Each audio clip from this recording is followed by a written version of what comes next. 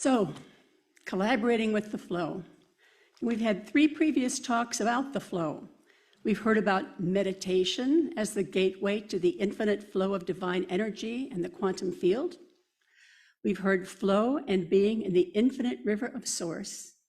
And last Sunday, time for a change. Today, I'm talking about collaborating with the flow, which is about making your life easier. It's about making the flow work for you. So I'm an energy healer. I don't think anybody here knows that. And my specialty is quantum clearing. Now, Dave Bell's talk told us that the quantum field is where you issue instructions to create your reality. Now, this healing modality allows me to access the quantum field and make requests to change my and my clients' undesired results. In fact, I never really understood how it worked until I heard Dave's talk. Thank you, Dave. So the process of getting there took me about 13 years. It took a great deal of deep meditation, the gateway to the quantum field, a boatload of courses that came my way when I most needed them, and people willing to let me practice on them. I also practiced on myself and changed a massive amount of my rampant negative thoughts. And as I slowly rewired my mind, I began to heal myself on many levels. So one of the earliest techniques for rewiring your mind is affirmations. We've heard about this ad nauseum, right? Louise Hay pioneered this technique. They do work to some extent, but they don't tend to stick, because you need to say your affirmations 300 times a day, every day, for quite a lengthy period of time. It's exhausting. We can control our flow, though. We don't just have to sit in the boat and let it take us narrowly downstream somewhere. That's what we do if we're not conscious of where our thoughts are leading us. Reverend Annie declared, if we are alive and present, we are in the flow. True. In fact, we are never out of the flow, but small everyday irritants can take over and trap us in that flow where we suffer. Janet observed that there are flows of media information, health insurance, public ed, economics, politics, and on and on. So how do we know we are truly in the flow? Think of the moment that is one of, if not the highlight of your life. How did you feel? Were you on top of the world for a little time? How did that affect you? How did it change your life? Wouldn't it be nice to stay there? Though if we are in a bad situation, how many of us stop to ask the universe to intercede and help us? Instead, we are overwhelmed with what is going wrong and park our thoughts and emotions there. Time and again, I had been told by the universal forces that all you have to do is ask us. And it's as simple as that, honestly. Okay, you ask, but you don't get a response? Well, the response to that is you always get a response. Sometimes it may be that you need to change the way you're thinking about the situation, or you may find out days or even weeks after that you actually were helped by the universal forces, but you just didn't recognize it at that time. So what I'm going to do is to suggest some techniques to tap into the flow. The first suggestion is step into silence. And the easiest way to quiet the mind is by breathing, which we've just done thanks to that nice meditation. So when you are at home, stop everything. Stop and listen to the noise around you. What do you hear? Is it something you can control? Is your TV turned on and serving as background noise? Turn it off. Turn everything off and replace the noise with calming music. If you are in your car and listening to the talk radio, turn it off. Talk radio will just lead you into a negative flow along with battling traffic, double negatives. You know, elections are coming up and the pundits and politics are the bane of sanity. Do you really need that in your life? You know, find all the ways you can insert an hour or so of silence into your day. See how you feel. And why do this? Because you need to have a quiet mind when doing any work with the flow. And one way to get answers for yourself, a tried and true method, was by muscle testing, kinesiology. Do you all know what that is? Yes, no, where the questioner holds the arm out strong and the person doing the questioning asks the question, and if the answer is yes, the arm stays strong. If the answer is no, the arm goes right down. That's because strong is yes, positive, and down is negative, no. You break the circuit. We're not going to talk about that because that's a completely different topic and it takes quite a while to figure it out. Besides the arm, though, let me just say that there is the broken fingers movement. So if you can just find a place where your hands easily fall apart, but then they break apart, they also stay strong. You can get answers that way. Strong, yes, yes, no. You give it a try, yes. Just the two fingers, you're creating an energy circuit there.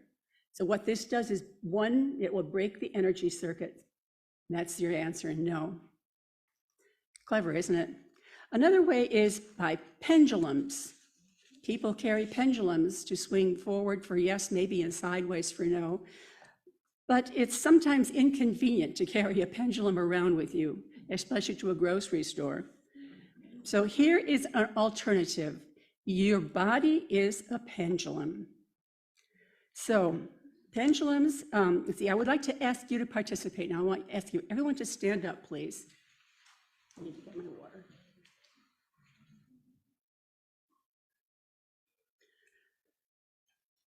Okay, don't hold on to anything, just sort of shake your body out. Put your hands at your sides, relax.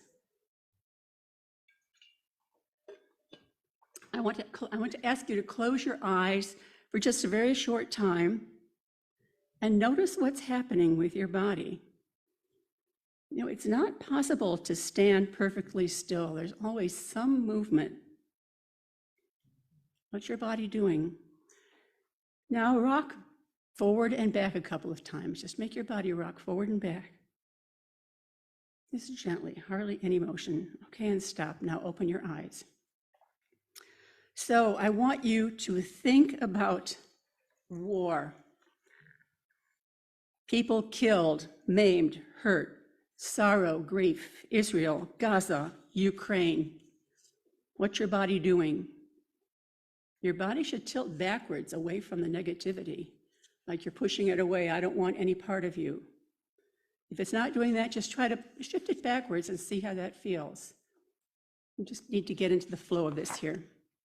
Okay, let's stop because we don't want to think about that for longer than necessary. Let's think about unconditional love and light and open your heart to receive it.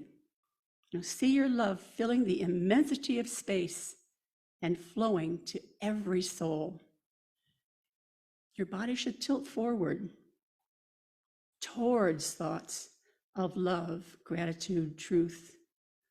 So it tilts back, away from thoughts of negativity, and forward for thoughts that serve you. Is that happening? Let's try it with your name. First of all, say your name. How do you sway? Do you sway front or back? Say your name. Say, my name is Mickey Mouse. You should absolutely not move forward on that. And the same with yes. Just say yes, yes, yes. No, no, no. So you can sort of teach your body to start doing that, and start responding. It's a wonderful way to get answers. Your body knows what is truly good for you. You may sit down, thank you.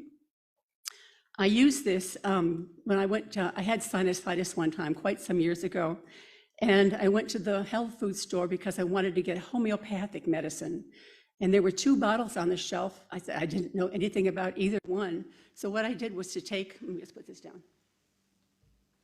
Take one bottle, hold it to my heart, and just say, is this the right medicine for me? And I swayed backwards. And I thought, oh, okay. I put that on the shelf, I think, is this the right medicine for me? And lo and behold, my body went forwards to it. So I got it. I took it, and it worked fabulously. So you can't second guess it. You just have to do it. You can't say, well. So what you can use it for is whenever you need a yes or no answer. Choosing something when you can't decide what to choose. For example, in the supermarket, is this the best cantaloupe for eating? No, put it down. Pick up another one. Try it there. You don't have to ask. You don't have to twirl any pendulum or anything. Just how does this feel? And you'll get you won't know unless you try all those cantaloupes. But just do it. Or if you're wanting to buy a new car, find a magazine or something and put your finger on the car you're thinking of and say, is this the best car for me to buy? And you're going to go yes, or you're going to go no. Now, what you don't want to do is start thinking afterwards, well, man, I'm not sure I really want that car. Let me try this one. And so you're confusing the universe. You just take the answer you get, because it's the first thing you hear that's always the correct answer. The very first thing. And sometimes it even comes before you finish asking the question. Now, use this for everyday things. Don't save it for a rainy day. The more you use it, the better you get at it. And again, when you get the answer, follow the answer you get, because if you choose not to respond, the technique will eventually not work for you. Don't mess with the universe. And the watchword is, I think we've already heard this today, get out of your own way. Don't try to influence the result. You have to keep the conscious mind out of the equation. Because again, the first thing you hear is spirit, yes. And the second thing, your conscious mind enters the equation. So it's the first thing. And keep breathing deeply, because that's going to help too. So those are some techniques. That's a big technique you can use to move into the flow. But the best one is something that I was recently made aware of, and I am impressed with the results. I believe it's new to us because the old methods we've been taught, like holding an attention or affirmations, simply don't work as well anymore. This technique was channeled and developed by Tom Moore of thegentlewaybook.com. The results are immediate and palpable. It's so simple, it's almost unbelievable. I have used it with stunning results in the short time I've known about it. And it's a way of navigating all the many challenges and shifts on all levels of life: health, work, finance, home, relationships, family, school, everything. And I especially like it because I am tired of trying so hard to create my reality. There was a period when the manifesting craze was popular. I worked on that so hard because I'd never heard about that kind of thing and really wanted to make it work. And I just got a little tired of having to work so hard to manifest my reality. So with this technique, what you are doing is specifically asking the universe. You are entering into partnership with spirit. Most important 2 sentences of this talk. In fact, the forces of the universe are actually waiting for you to ask them. Can you imagine that? This technique is called Most Benevolent Outcome, or MBO for short. And I'll be talking about MBOs for the rest of this talk. Now, it's somewhat hard to remember that, so everybody please say it. Most Benevolent Outcome. Most benevolent outcome. And to help you,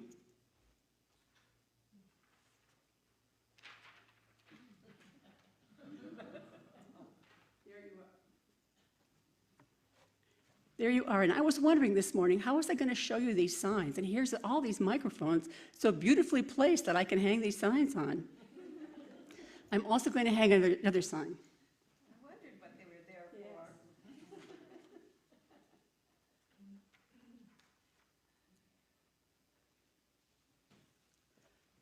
Benevolent prayer. Okay, so here's one example of an MBO. A friend of mine was about to have dental surgery, and the dentist thought it was going to be long and difficult and that she would be under total anesthesia. I told her about this technique, she did it, and when the day came, She needed only Novocaine, and the broken tooth was taken out in 5 minutes. She was pain-free afterwards, no drugs. She couldn't believe it. She just couldn't. She just was going on and on about this, how it worked and how fabulous this whole thing is. So what you do is you begin taking 1 or 2 of those quieting breaths and get into a calm space. You think about what you need help with, then you say out loud if possible, or write it down, or else you can whisper it. You don't have to say it with full voice, just something. I ask any and all beings to aid and assist me in a most benevolent outcome for, and then say what you want. You need to involve the universal forces in your request. Can you all see this? Yes, no, any and all beings. I'll put it closer.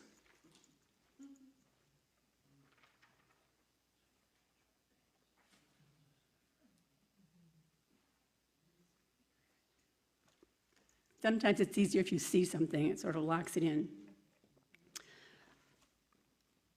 And you need to involve the universal forces because until you start doing that, you're going to remain on a plateau of sorts. It's spirit that makes this technique work. And after you have stated what you want, you add thank you. You don't really need to worry about the language you use. You don't need to get detailed unless you want to. Think about how you want to feel after it all works out. I recently used this to get gas at Costco without waiting in a line and to find a parking space close to the entrance, and I got one 3 spaces away. Unheard of. None of my previous techniques would get this result. The MBO, most benevolent outcome, gets something specific for you. I ask any and all beings for a most benevolent outcome to and then thank you, and then leave it. Don't obsess over it, just let it do its work. Step out of the way, get out of your own way. Or else you can ask an MBO for someone else. I ask any and all beings for a most benevolent outcome for so-and-so, and may the results be even better than can be hoped for or expected. Thank you. End of the prayer. Or here's one for yourself. I ask any and all beings that my personal established identity in all its forms be safe and secure from harm and corruption by others. Thank you.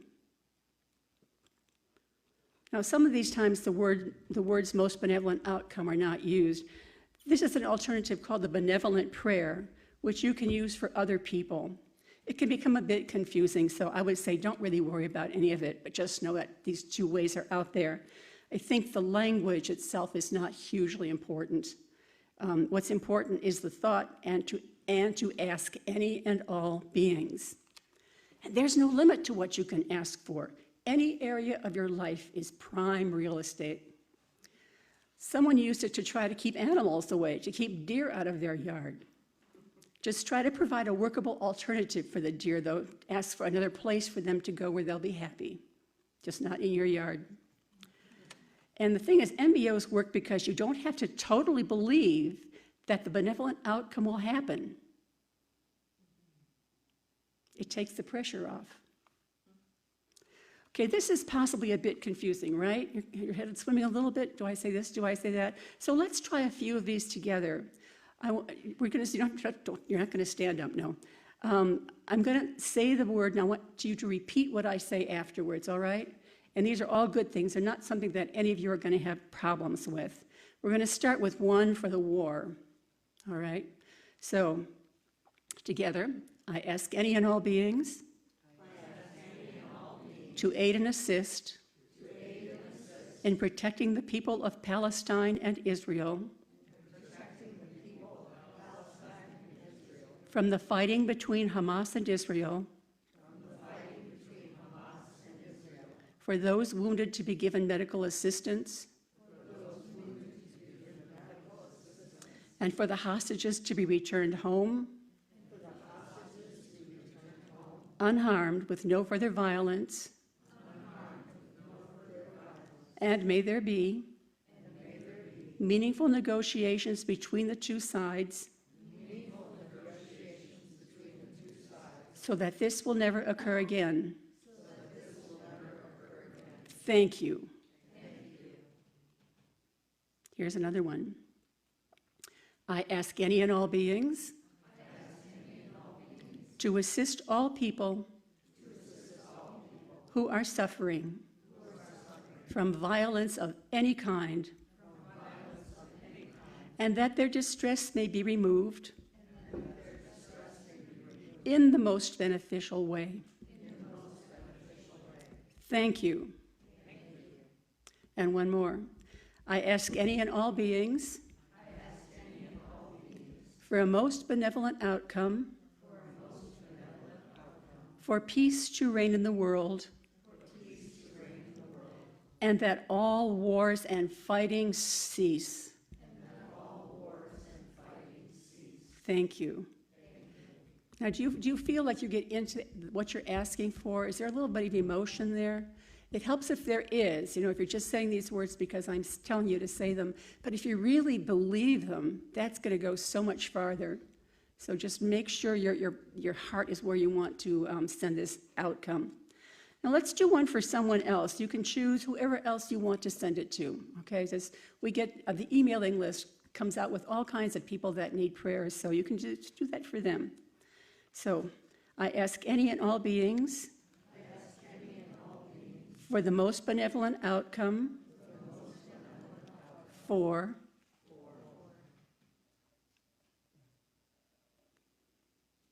and may the results be even better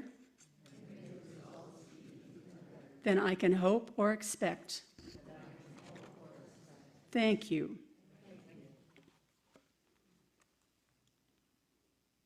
And finally, let's do one for yourself. What do you need help with? We're going to do this together again, out loud, quietly. So you're going to need a little bit of, you can whisper this, just whisper what you're asking for so we can sort of hear the murmuring going on, okay? I ask any and all beings to assist in creating a most benevolent outcome for me. State what you want.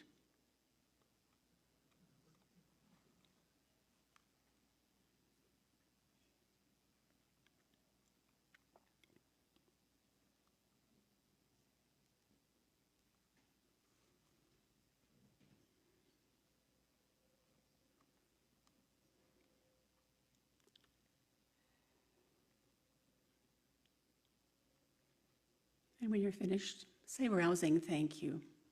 Thank you. All right.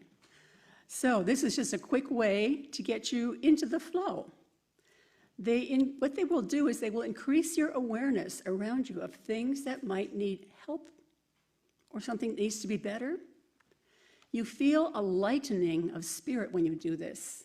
You just I feel so much lighter than I did even 2 weeks ago. It's just amazing. Your levels of fear and stress will decrease because now you have control. You can handle problems and challenges, and you'll have more success in life. And you raise your vibrational level up to the quantum level, right? Which is where the really big flow is. And this works because you work in partnership with spirit to increase your spirituality. We are the Interfaith Center for Spiritual Growth, so here is a way to grow it. You should find yourself thinking of how you can help someone or yourself positively because now you have this powerful tool to do it. Soon you'll start feeling good, and you'll wonder how you lived so much of your life without the flow. Now, there are more information and numerous samples can be found on that website, thegentlewaybook.com, and I'll put that in an email to the email list. And if you have any results from your MBOs, I'd love to hear about them. You can tell me about them or email me. I'm a Lyriel Claire, Lyriel.Claire, and my domain is Gmail, or through the Interfaith mailing list. And I will send out the website link to the list as well for you. So, may the flow be with you. Any questions?